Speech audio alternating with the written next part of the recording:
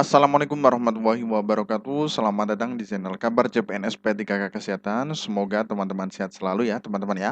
Nah, kali ini kita akan melihat tentang mekanisme P3K untuk guru, teman-teman ya. Jadi memang di sini kita bahas semuanya, teman-teman ya.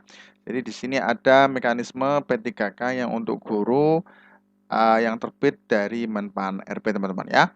Oke, sebelum kita ulas, alangkah baiknya teman-teman silakan subscribe dan bunyikan tombol loncengnya agar tidak ketinggalan berita-berita terbaru tentang P3K dan CPNS di tahun 2024. Oke, langsung ya teman-teman ya. Nah, di sini ada keputusan Menteri Pendayagunaan Aparatur Negara dan Reformasi Birokrasi Republik Indonesia tahun 2024 nomor 348 tentang mekanisme seleksi pegawai pemerintah dengan perjanjian kerja untuk jabatan fungsional guru di instansi daerah tahun anggaran 2024 ya. Jadi di instansi daerah, teman-teman ya. Oke, langsung saja ke intinya, teman-teman ya. Oke, yang pertama yaitu adalah kriteria pelamar pada pengadaan pegawai pemerintah dengan perjanjian kerja atau P3K untuk jabatan fungsional guru di instansi daerah tahun anggaran 2024 meliputi A. Pelamar prioritas, B. Guru ex tenaga honorer kategori 2 atau ex THK 2 ya. Ini sangat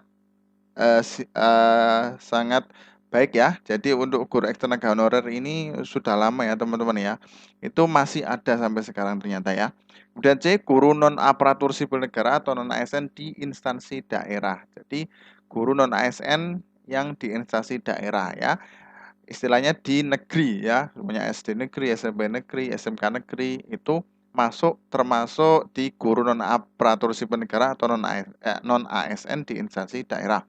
Atau D. Lulusan pendidikan profesi guru atau PPG yang terdaftar pada pangkalan data kelulusan PPG di Kementerian Pendidikan, Kebudayaan, Riset, dan Teknologi, teman-teman ya.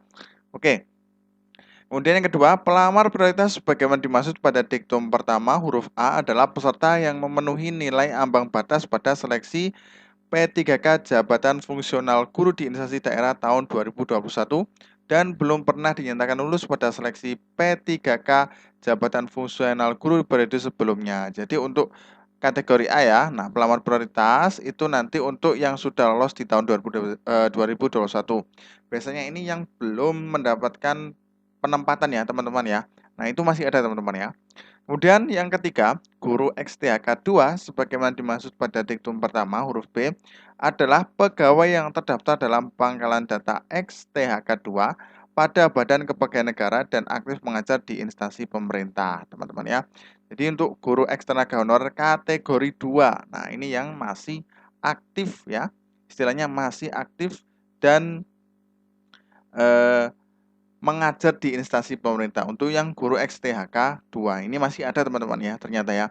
Kemudian yang keempat, guru non ASN di instansi daerah sebagaimana dimaksud pada diktum pertama huruf C terdiri atas pegawai yang terdaftar dalam pangkalan data atau tenaga non ASN pada BKN yang aktif mengajar pada instansi pemerintah ya. Jadi untuk yang poin C ya, guru non ASN. Nah, ini harus yang ada di instansi pemerintah teman-teman ya.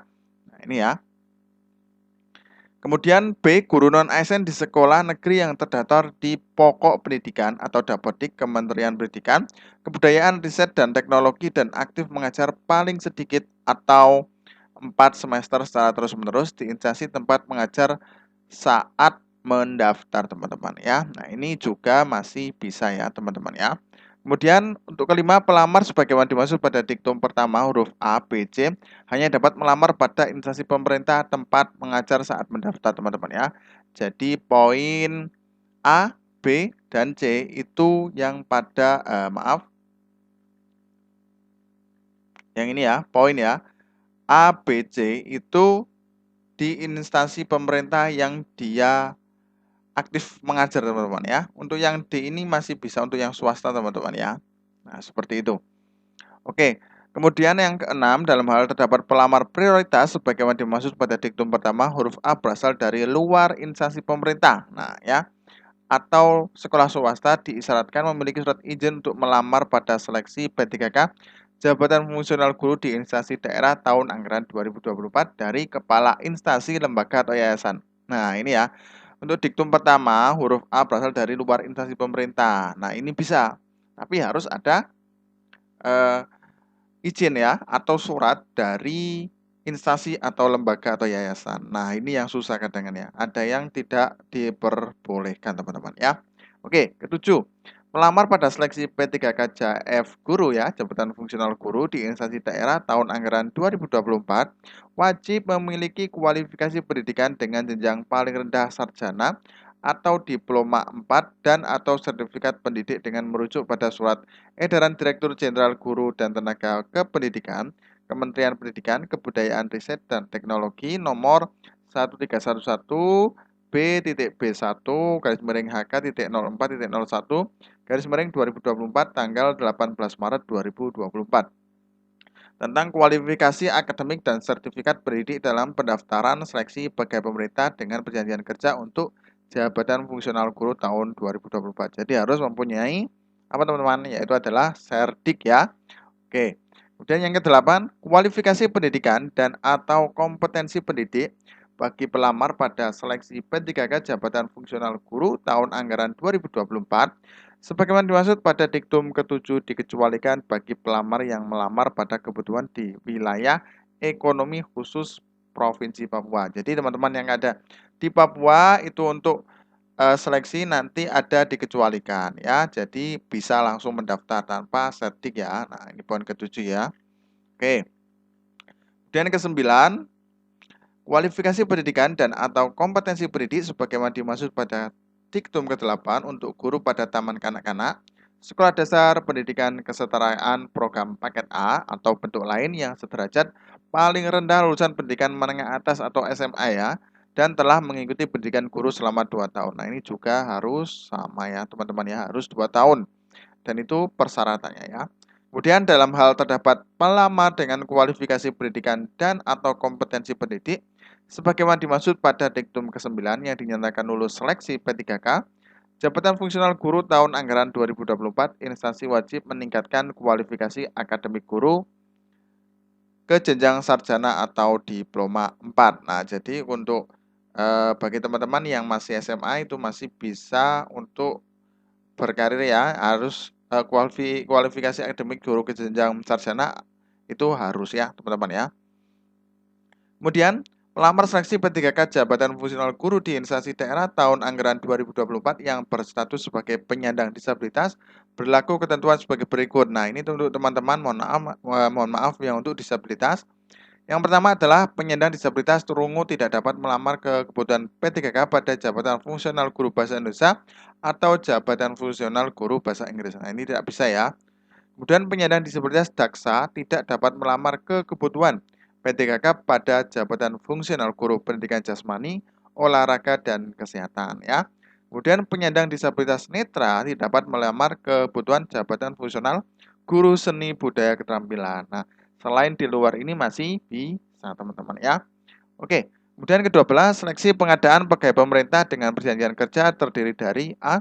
Seleksi administrasi, B. Seleksi kompetensi ya. Bersama semuanya ya teman-teman ya. Ke-13, seleksi administrasi dilakukan oleh panitia seleksi instansi berkoordinasi dengan Kemendikbud Ristek ya teman-teman ya.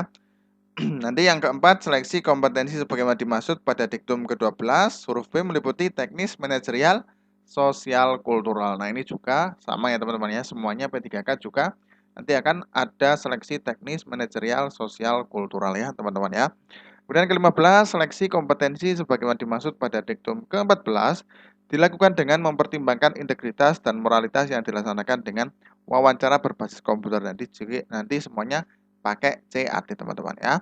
Ke-16, materi seleksi kompetensi sebagaimana dimaksud pada diktum ke-14 dan wawancara nanti akan bertujuan untuk penguasaan, pengetahuan keterampilan, dan lain sebagainya. Ini materinya nanti bisa di-download ya teman-teman ya. Nanti kita akan buka link di deskripsi bawah ya teman-teman ya.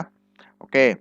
Kemudian ke-17, seleksi kompetensi sebagaimana dimaksud pada diktum ke-15 nanti akan menggunakan komputer assisted test ya, CAT ya, semuanya nanti seperti itu. Kemudian untuk seleksi kompetensi teknis, manajerial, dan sosiokultural nanti waktunya adalah 120 menit. Kemudian untuk wawancara ada waktu 10 menit. ya. Nah, seperti itu. Kemudian untuk penyandang disabilitas nanti akan ada poinnya ditambah ya. Jadi untuk waktu yang ditambah jadi 150 menit untuk seleksi kompetensi teknis, manajerial, dan sosiokultural. Kemudian untuk yang kedua yaitu adalah wawancara, nanti durasi waktunya 15 menit ya. Oke, kemudian nanti untuk rinciannya soal seleksi kompetensi teknis jumlah 90 butir soal, kemudian 25 kompetensi manajerial, kompetensi sosiokultural sejumlah 20, kemudian wawancara sejumlah 10. Oke. Nah, untuk nilai pembuatan nilai juga sama ya, teman-teman ya. Jadi untuk yang nilai yang benar mendapatkan poin 5 untuk yang teknis ya. Kemudian kalau tidak menjawab bernilai 0 atau salah ya.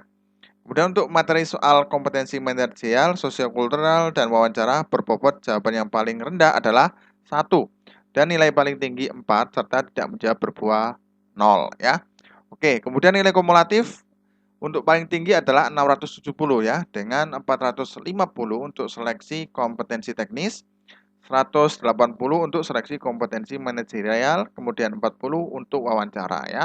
Kemudian ke-26 nanti seleksi kompetensi sebagai pelamar prioritas menggunakan hasil seleksi tahun 2021 ya. Nah, jadi untuk prioritas ya, yang tadi prioritas, nah itu nanti bisa yang di tahun 2021 karena memang penempatan kadang tidak ada teman-teman ya. Oke.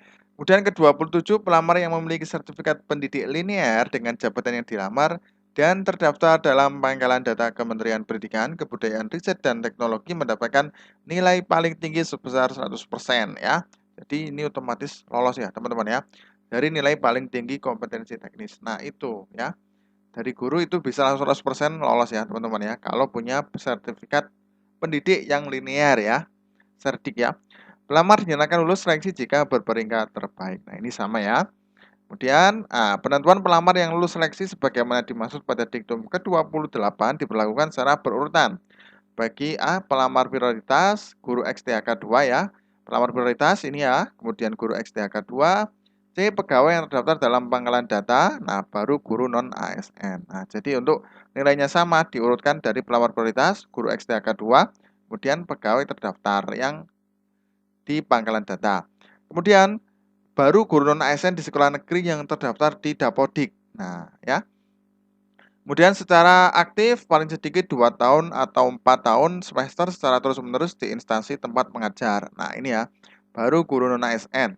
Dan lulusan PPG yang terdaftar pada pangkalan data, kelulusan PPG di Kementerian Pendidikan Kebudayaan. Nah, ini juga nantinya seperti ini teman-teman ya. Jadi urutan terakhir lulusan PPG ya. Oke. Nah, kemudian untuk lulusan bagi pelamar prioritas sebagaimana dimaksud pada ke-29 huruf A berlaku A. Guru XTHK 2, B. Guru non-ASN, C. Lulusan PPG, dan guru swasta. Ini urutan terakhir ya. Jadi guru swasta urutan terakhir ya. Dalam hal pelamar telah mengikuti seluruh tahapan seleksi pegawai pemerintah, namun tidak dapat mengisi lowongan kebutuhan, dapat dipertimbangkan untuk menjadi pegawai pemerintah dengan perjanjian kerja paruh waktu. Nah, ini nanti juga mekanismenya seperti apa belum kita tahu ya teman-teman ya. Oke, kemudian nanti untuk kebutuhan ya. Nah, ini sudah terdaftar di Menpan RP 19 Agustus 2024. Oke. Nah, nanti untuk linknya ada di bawah ya teman-teman ya, bisa download. Oke, terima kasih. Semoga bermanfaat. Wassalamualaikum warahmatullahi wabarakatuh.